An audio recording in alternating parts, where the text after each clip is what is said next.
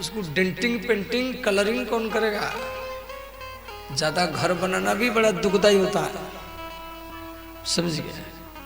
कई व्यक्ति है जिनके पास में खाने के लिए नहीं है, बेचारा दुखी है क्यों खाने के लिए नहीं है। और कई व्यक्तियों के पास में खाने के लिए सब कुछ है फिर भी दुखी है, क्यों? डॉक्टर मना कर रखा है, घी मत खाओ, मिठाई मत खाओ, लड्डू मत खाओ, वो खा नहीं पाता है। देखो सुखी ये धन संपत्ति खाना पीना बाल बच्चे से व्यक्ति को सुख नहीं मिलता है, घर मकान से सुख नहीं मिलता है। सुखी तो भगवान की भजन में, जो भगवान की भजन करता है, ध्यान करता है, भगवान की जाप करता है, भगवान का चिंतन करता है, जिसके मन भगवान में है वही सच्चा सुखी है। तो ब्राह्मण आत्मदेव के घर में संतान नहीं था, वो मरने के लिए घर द्वार छोड़ के चला गया, सोचा मरूंगा। देखो कभी भी आत्महत्या नहीं करना है।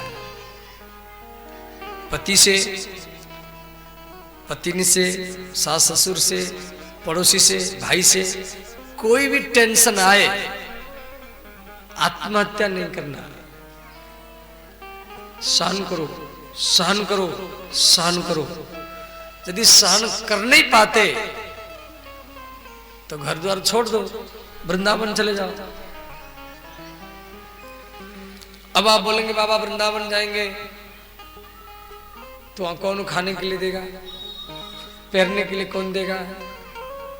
यहाँ दिल्ली सहरसा से ट्रेन जाता है वृंदावन, किसी ट्रेन में बैठ गया सीधा वृंदावन पहुंचा। वृंदावन में 10,000 आश्रम है, सबके है, बड़े बूढ़े बच्चे, माताओं की, कन्याओं के, सबके लिए। और यदि आप वृंदावन में सोचेंगे भाई वहां कौन, हमारा कोई परिचय नहीं है, कोई जरूरत नहीं, जब परिचय हो तब हम जाएंगे, नहीं। आप बिना परिचय में मथुरा स्टेशन से उतर करके वृंदावन चले गए, किसी पेड़ के नीचे कहां भी रहो, एक दिन आप भूखा रह गया, दूसरा दिन भूखा रह गया, यदि आप 2 दिन जाकर के वृंदावन में भूखे रह गए, तीसरा दिन स्वयं राधा रानी रोती है और कोई ना कोई बूढ़ा ये वृद्धा माता का रूप या कोई कन्या का रूप, कोई स्त्री का रूप, कोई पुरुष का रूप बना करके आएगी और अपने हाथ में रोटी खिला करके ही चली जाएगी सुधा। घनघोर ठंड में वृंदावन में ज्यादा ठंडा पड़ता है, आप किसी भी पेड़ के नीचे सो जाओ, भले आपके पास चादर नहीं, कंबल नहीं, कुछ भी नहीं है, राधा रानी रात्रि 12-1 बजे आएगी, कंबल उड़ा करके चली जाएगी। कई संत महात्मा को, कई व्यक्तियों को उड़ा कर गई, या कोई सेठ को भेजेगी वृंदावन में। आज भी राधा हरदम रहती है। अब आप बोलेंगे बाबा राधा रानी तो हर जगह में है, पामा में भी है, ये बात ठीक है, वो हर जगह में, पामा में भी है, सरसा में भी, आपके घर में वो तो भगवती है, वो तो हर जगह में रहती है। देखो हवा हर जगह में है, पवन हर जगह में, पवन हवा हर जगह में, परंतु पवन का अनुभव कहाँ होता है? जब पंखा के नीचे रहेंगे, जब पंखा के नीचे बैठेंगे तभी आपको पवन का, हवा का अनुभव होगा। ऐसे तो राधा रानी हर जगह में ही है, परंतु जब आप स्पेशल वृंदावन में जाएगी, वहां सत्संग करेंगे और वहां कथा कीर्तन करेंगे, परिक्रमा करेंगे, यमुना में नहाएंगे, गोवर्धन नंद का वर्षण आदि भ्रमण करेंगे, तो विशेष कृपा का अनुभव होगा। तो ब्राह्मण आत्मदेव के परिवार में कोई संतान नहीं था, वो मरने के लिए घर द्वार छोड़ के चला गया। एक पेड़ के नीचे सोच रहा है कैसे मरूं। आत्महत्या करने वाला व्यक्ति मेढक बनता है, छिपकली बनता है, सर्प बनता है। कभी आत्महत्या करना नहीं चाहिए। तो उस समय एक साधु आया। साधु ने कहा, कथम रोदसी विप्रम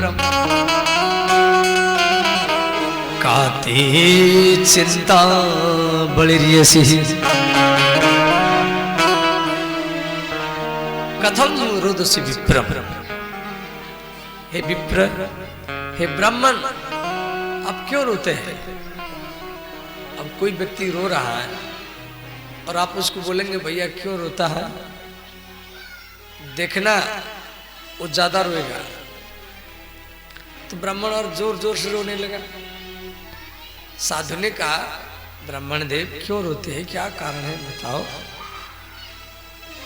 तो ब्राह्मण ने कहा, महाराज मेरे घर में कोई भी संतान नहीं है। मैं जो पेड़ लगाता हूं उसी पेड़ से कोई फल भी नहीं होता है। मैं जो गैया रखा हूं वो गैया से कोई बछड़ा भी नहीं होता है। मुझे संतान चाहिए। साधु उसके ललाट की रेखा को देखा, कहा, ब्राह्मण देव आपके ललाट में, माथे में ऐसा रेखा है 7 जन्म तक आपको संतान नहीं मिलेगा। ब्राह्मण ने कहा, मुझे अभी संतान चाहिए। यदि आप संतान नहीं देंगे तो आपके सामने में आत्महत्या करूंगा, मरूंगा। साधु ने सोचा, चलो इसकी भाग्य में तो संतान का सुख का नहीं है, फिर मेरे सामने मरेगा, अच्छा नहीं लगेगा। साधु अपनी भजन के द्वारा विधि के विधान को भी परिवर्तन कर सकता है। साधु ने क्या किया, थोड़ा फूल और एक फल उसको पकड़ा दिया, कि ये फल फूल ले जाओ, अपनी पत्नी को खिला देना। ब्राह्मण आत्मदेव वो फल को लेकर के आया, अपनी पत्नी के हाथ में दे दिया और कहा, इसको खा लेना, इससे संतान होगा। इतना कहकर कि ब्राह्मण बाहर चला गया। परंतु उसकी जो स्त्री थी धुंधुली, वो फल को नहीं खाई। उस समय छोटी बहनें आई। छोटी बहनी बोली, जीजी आप क्या सोच रहे हैं? धुंधुली बोली, तेरे जीजाजी एक फल लाए हैं और कह रहे हैं फल खाने के लिए। ये फल को खाऊंगी तो गर्भ रहेगा, गर्भ टेढ़ा मेढ़ा हो गया तो मैं मर जाऊंगी, और मुझे खड़े होने में, बैठने में, चलने में परेशानी होगा, और मान लो घर में आग लग गया, सब भाग जाएंगे और मैं भाग नहीं पाऊंगी। ये सब सोच कर कि वो फल को नहीं खाई, और ये भी बोली ये फल को खाऊंगी तो गर्भ रहेगा और मेरा ननंद आएगी, वो लुटा लुटा करके ले जाएगी। ऐसे बोलने लगी। तो उसकी छोटी बहन बोली, जीजी एक काम कर, ये फल को एक साधु दिया है, इसी फल से बच्चा होता है या नहीं होता है परीक्षा करने के लिए इसी फल को एक गैया को खिला दिया जाए। दोनों मिलकर के गैया को खिला दिया। छोटी बहन बोली, जीजी चिंता मत कर, मेरे गर्भ में एक बालक है, 2.5 महीना का हो चुका है, और मैं अपने बेटा को तुझे दे दूंगी। जीजाजी बोलेंगे तो बोलते ना मैं फल खा लिया। धुंधली बोली चलो मैं बोल दूंगी, परंतु समाज में कैसे रहूंगी। तो धुंधली की छोटी बहन बोली जीजी तो अपने पेट में कपड़ा वगैरह बांध लेना, और समाज को जैसे मालूम पड़े ये गर्भवती है, 2-4 महीने की बात है। तो इस प्रकार दोनों मिलकर के नाटक किए, गैया को खिला दिए। कुछ महीना के बाद में उसकी छोटी बहनी से एक संतान हुआ, और रात रात में ला करके बड़ी बहन को धुंधली को दे दिया, और धुंधली उसी बेटा का नाम रख दिया धुंधुकारी। और ठीक 3 महीने के बाद में त्रिमास निर्गते चाथ साधेनु सुसुभि अर्भकम सर्वांग सुंदरम दिव्यम निर्मलम कनक प्रभम। इसके 3 महीने के बाद क्यों एक पशु के, एक गौ माता के घर में भी बछड़ा ना 10 महीना रहता है।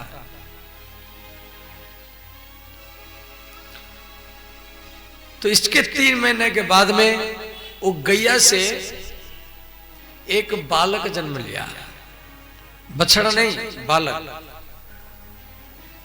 सारा गांव में हल्ला गुल्ला मचने लगा, अरे आत्मदेव की पत्नी धुंधली को पुत्र जन्म दिया, परंतु उसकी गौशाला में एक गैया भी एक बालक जन्म दिया है। अब थोड़ा विचार करो, आपके पामा में यदि कोई गैया बछड़ा जन्म दे या बछिया जन्म दे तो ये अचंभा की बात नहीं है, परंतु यदि कोई गौ माता बालक जन्म देगा, पामा में यदि कोई गौ माता बालक जन्म देगी तो अगल बगल के गांव किशन टोली है, भद्दी है, या ये ठाड़ी है, या ये जो पसपार है, धबोली है, तो चारों तरफ से पूर्वी टोला है और आदि आदि टोला से सब लोग, गोट टोला हो या हटिया टोला हो, सब इकट्ठा हो जाएंगे। सराय टोला में देखो, सराय टोला में एक गैया बालक जन्म दिया है, भीड़ होगा, बड़े बड़े पत्रिकार आएंगे, मंत्री आएंगे, मेला ही लग जाएगा। तो भीड़ हुआ, तो ब्राह्मण लोग उसी बालक का नाम रख दिए गोकर्ण। माने उसका चेहरा, शरीर मनुष्य जैसा था, परंतु दोनों कान गैया जैसा। गैया का कान लंबा होता है और मनुष्य की कान छोटा होता है, तो गैया जैसा कान था, इसलिए बालक का नाम रखा गया गोकर्ण। बोले श्री गोकर्ण महाराज की जय। भागवत में ऋषि गोकर्ण की कथा दिया गया है। ये गोकर्ण कौन है? न गैया का बेटा है, इसकी माँ गो माता है। तो गोकर्ण और धुंधली अपने बेटा का नाम रख दिया धुंधुकारी। ये तो उसका बेटा नहीं था, उसकी छोटी बहन का बेटा था। धुंधुकारी और गोकर्ण दोनों एक साथ में खेलते थे। तो धुंधुकारी बड़ा दुष्ट था, वो बच्चों को पीटता था।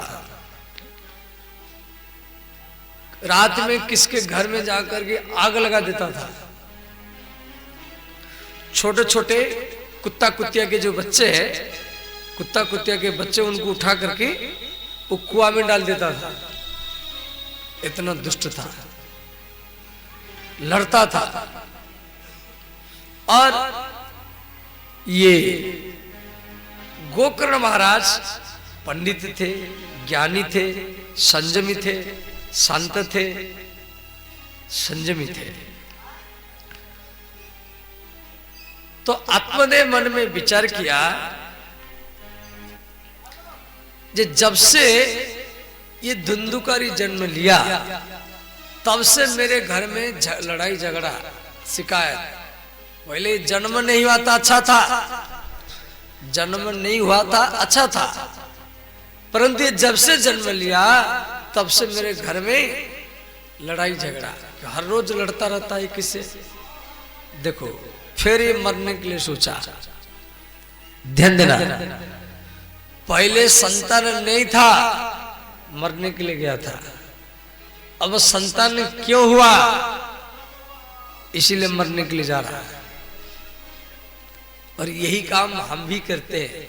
हम लोग मंदिर में जाके पूजा करते हैं, भगवान मेरी इच्छा पूर्ति हो, मेरी इच्छा पूर्ति हो, मेरी इच्छा पूर्ति हो, और इच्छा पूर्ति होता नहीं है। बहुत व्यक्ति नाराज हो जाते हैं, भगवान से लड़ जाते हैं। कई बार हमारी पास शिकायत करते, बाबा पूजा कर रहा हूं कई महीना हो गया, इच्छा पूर्ति होता नहीं है। आपकी इच्छा पूर्ति होने के बाद में आपके ऊपर ज्यादा संकट आएगा, ज्यादा दुख आएगा। इसीलिए गोस्वामी तुलसीदास जी लिखे हैं, होई है सोई जो राम राची राखा, होई है सोई जो राम राची राखा, होई है सोई जो राम राची राखा, होई है सोई जो राम राची राखा, करी तरक राम शाखा, करी तरक बढ़ावही शाखा, श्री राम जय राम जय जय राम, श्री राम जय राम जय जय राम।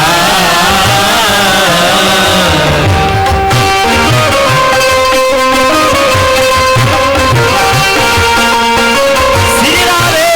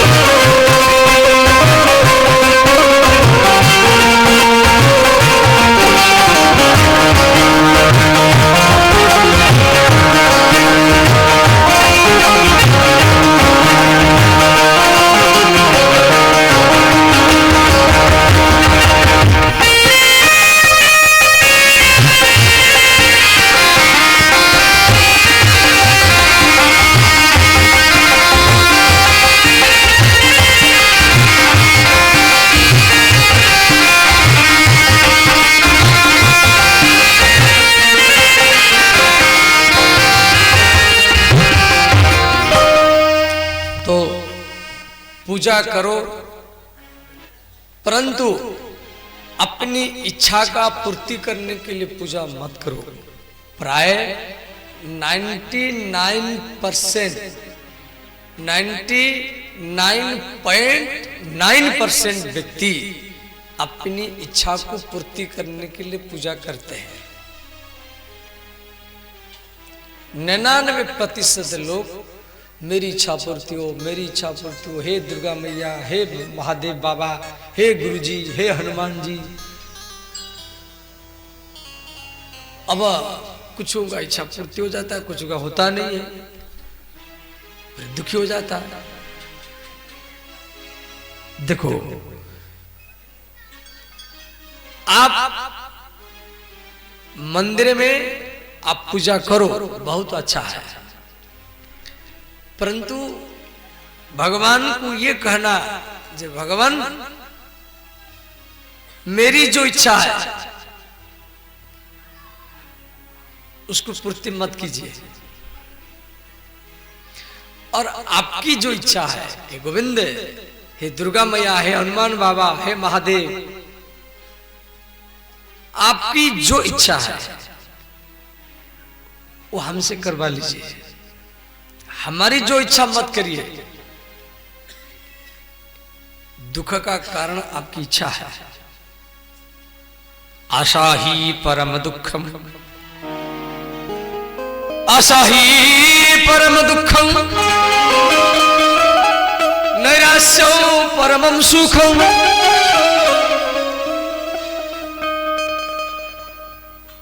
ममेति परम दुखम न ममेति परम सुखम, शिव पुराण में दिया गया है।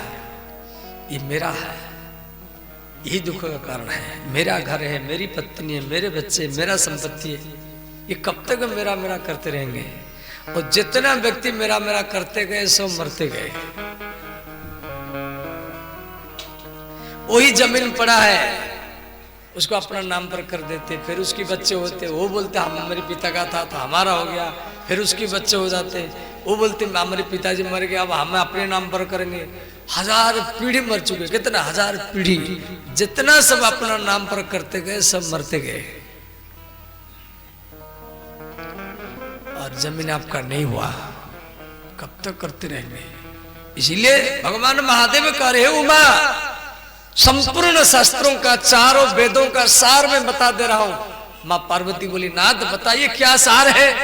ममेति परम दुखम न ममेति परम सुखम, ये मेरा है, यही दुख का कारण है।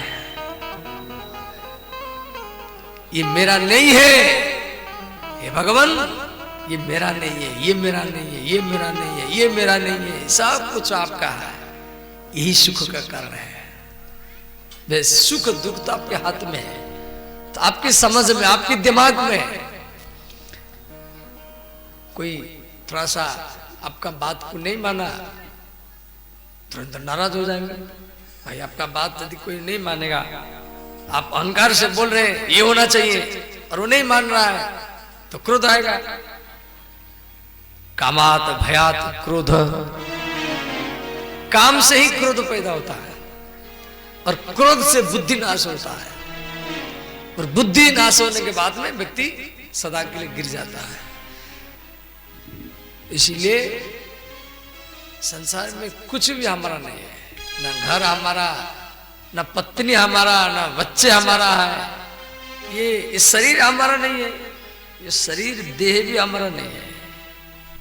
ये देह और मैं, जैसे मेरा देह और मैं बोल रहा हूं, तो बोलने वाला इस शरीर में घुसा हुआ है।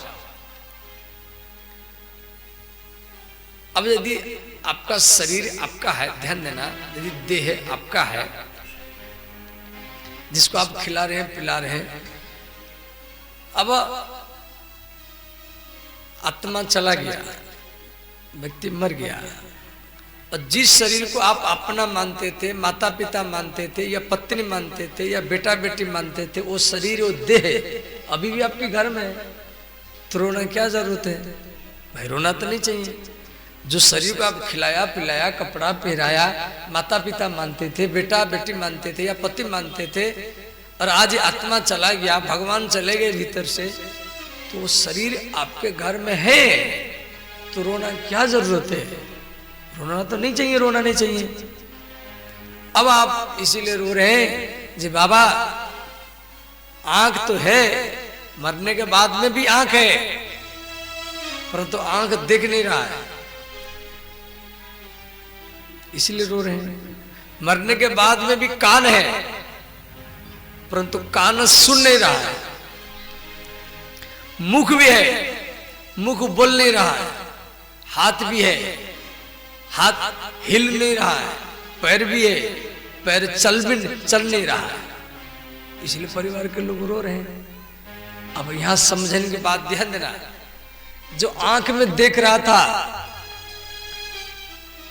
जो मुख में रह करके बोल रहा था,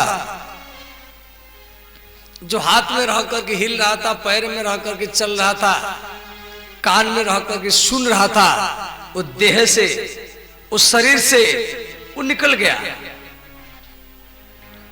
उस शरीर से, देह से निकल गया। और वो मरता नहीं है, ध्यान देना, वो मरता नहीं है,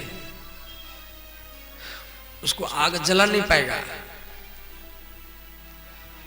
उसको गोली मारेंगे तो भी नहीं मरेगा।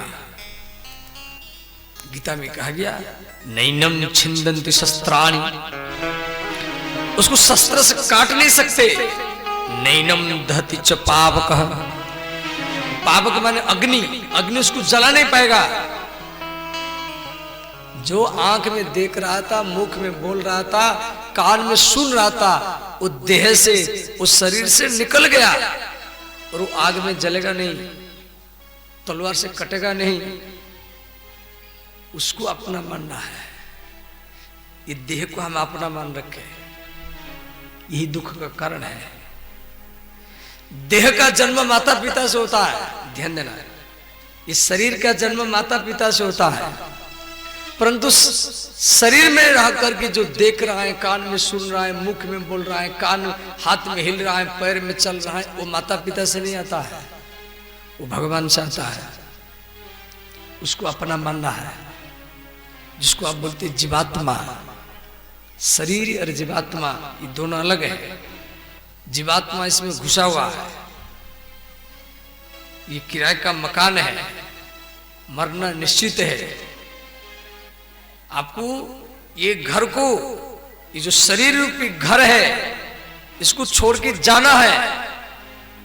राजी से जाओ, कैसे भी आपको जाना निश्चित, इसमें कॉन्फिडेंस है, विश्वास है, जो आपको मरना निश्चित, घर को छोड़ के जाना है। यदि ये शरीर को छोड़ के हमको जाना है, तो इसी शरीर से ये सब संग्रह आदि करना, रुपया कपड़ा लता इकट्ठा करना, इसमें क्या जरूरत आता? इसमें भगवान की भक्ति, भगवान की ज्ञान, भगवान की कथा सत्संग इकट्ठा करना है। और ये इकट्ठा करेंगे तो ये आपके साथ में जाएगा और वही व्यक्ति समाज में अमर बन करके ही रहेगा। सुता जो शरीर को अपना मानता है वही मरता है, वही भूत प्रेत बनता है। और शरीर के भीतर में जो राम, जो कृष्ण आत्मा के रूप में विराजमान है, शरीर के भीतर में जो भगवान महादेव आत्मा के रूप में विराजमान है, उसको अपना मानना है, वही आपका साथ देगा। तो ध्यान देना। तो श्री गोकर्ण महाराज की पिता आत्मदेव मरने के लिए सोचा। पहले तो संतान नहीं था इसलिए मरने के लिए सोचा, अब संतान क्यों हुआ इसलिए मरना है। क्यों? यह एकदम लड़ता रहता है। तो गोकर्ण महाराज अपने पिता को 2 श्लोक सुनाए, जिसको भागवत में कहा गया गोकर्ण गीता। गीता का अर्थ है गीयते इति सा गीता, जिसको आप बार बार गाए, वो आपके लिए गीता है। पहला श्लोक धीहि अस्ति मंसुरुधिरे अभिमति त्यजतुम जाया सुतादिषु सदा ममतां विमुञ्चः। शरीर, ये देह, इसकी 3 गति है। जलाएंगे, यदि इसको जलाएंगे तो राख बनेगा, जलाएंगे नहीं, जमीन में गाड़ेंगे तो छोटा छोटा कीड़ा बनेगा। जैसे मुसलमान लोग गाड़ देते हैं। यदि गाड़ेंगे नहीं, जलाएंगे नहीं, ऐसे बाहर में फेंक देंगे तो कुत्ते सुगर खाएंगे तो उनका मलमूत्र बन जाएगा। जल में फेंकेंगे तो कछुआ खाएंगे। अहनि अहनि भूतानि गच्छन्ति यम मंदिरम। हर रोज हम देख रहे व्यक्ति मृत्यु की ओर भाग रहा है। देखो,